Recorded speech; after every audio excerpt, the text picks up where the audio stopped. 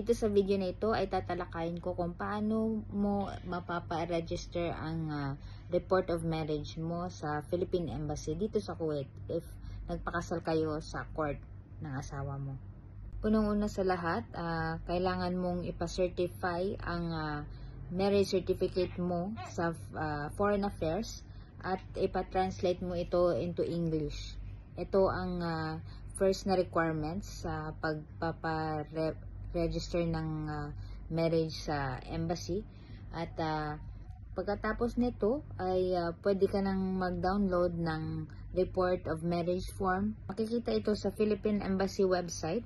I-download lang mga 4 copies or pwede na rin gawin mong 5 copies. Tapos kailangan mo itong i-fill up at pirmahan mo na lang doon sa embassy mismo kasi kailangan nilang makita na pinirmahan mo. I-check din nila yan kung tama yung mga naisulat mo doon. At pagkatapos nyan, kailangan mo ding i-prepare ang lahat ng mga documents. For example, yung translation ng marriage certificate mo na na-certify. 4 na copies din yun.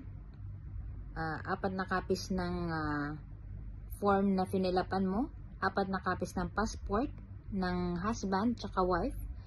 4 na copies din ng civil ID. Both ng civil ID nyo. Pagkatapos nyan, kung na-prepare mo na yung documents, pwede ka nang pumunta sa Philippine Embassy at mag-proceed ka na sa reception.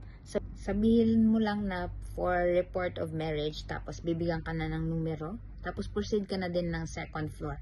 Pagka-proceed mo sa second floor, meron dyang kabayan, titingnan yung mga papeles na bitbit mo, if correct lahat ng mga finilapan mo. Na-check na nila at wala namang mali sa mga finilapan mo, ipapasign na nila yan at bibigyan ka na nila ng resibo. Pagkabigay ng resibo, punta ka na diretso sa cashier tsaka bayaran mo. It would cost you 16 KD ruba at kailangan cash. Hindi sila nag-a-accept ng card or KNet, kaya kailangan mong mag-prepare ng cash talaga, 16 KD ruba.